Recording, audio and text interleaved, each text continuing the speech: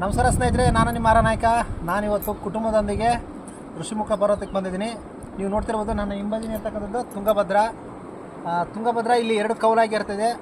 ಒಂದು ವಿರುಪಾಪುರ ಗಡ್ಡಿ ಏನಂತೀವಿ, ಆ ಭಾಗದಲ್ಲಿ ಒಂದು ಕಡೆಗೆ ಹರಿದ್ರೆ ಇನ್ನೊಂದು ಕಡೆಗೆ ಎಡಭಾಗಕ್ಕೆ ಹನುಮನಹಳ್ಳಿ ಭಾಗಕ್ಕೆ ಹರಿಯುವಂಥದ್ದು.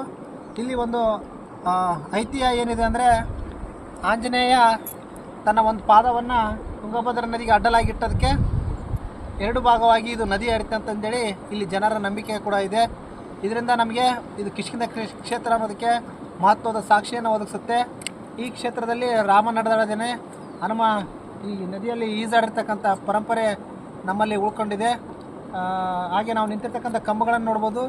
ಈ ಕಂಬಗಳು ನಮಗೆ ವಿಜಯ ವಿಠ್ಠಲ ದೇವಸ್ಥಾನದ ವಿಠಲಾಪುರಕ್ಕೆ ನೀರನ್ನು ಕೊಂಡೊಯ್ಯೋದಕ್ಕೆ ಮಾಡಿರ್ತಕ್ಕಂಥ ಸೇತುವೆ. ಇದು ಕಾಲಾನಂತರ ಎಲ್ಲ ಬಿದ್ದೋಗಿದೆ. ಕೇವಲ ಅವಶೇಷಗಳು ಉಳ್ಕೊಂಡು ಕೇವಲ ಕೆಲವೊಬ್ಬರಿಗೆ ಮಾತ್ರ ಇತಿಹಾಸ ತಿಳ್ಕೊಳ್ಳುವ ಮಾತ್ರ ಉಳ್ಕೊಂಡಿದೆ. ತುಂಬ ಸುಂದರವಾಗಿ ತಾಯಿ ತುಂಗಭದ್ರೆ ಹರಿತಾ ಇದ್ದಾಳೆ, ನಮ್ಮೆಲ್ಲರ ಜೀವನಾಡಿ.